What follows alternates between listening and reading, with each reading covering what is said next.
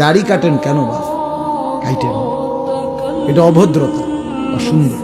পৃথিবীর কোন গবেষক, দার্শনিক, পণ্ডিত, বুদ্ধিজীবী, কাফের, মুশরিক, বেঈমান, ইহুদি, খ্রিস্টান, নাস্তিক, মুরতাদ, হিন্দু, বৌদ্ধ, পৃথিবীর কেউ, কোন গবেষক, আমি চ্যালেঞ্জ করলাম, কোন বুদ্ধিজীবী, কাফেরও আজ পর্যন্ত গবেষণা করে প্রমাণ করতে পারে নাই যে দাড়িওয়ালা চেহারার চাইতে শেবওয়ালা দাড়িবিহীন চেহারা সুন্দর, হ্যান্ডসাম। এটা কি যুক্তিতে, কি গবেষণাতে, কোন মেশিনে ধরা খাইতে যায়? কথা বোঝেন নাই আপনি?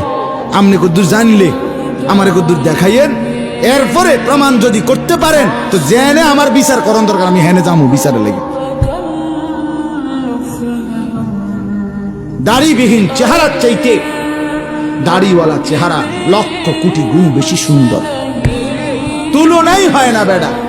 এ তো কাপুরুষের চেহারা বেটা, যে নিজের দেহকে বিকৃত করে, নিজের শরীর চেহারাকে যে বিকৃত করে দেয়, তার হিম্মত কোথায়, সাহস কোথায়, তার পৌরুষ কোথায়, বীরত্ব কোথায়?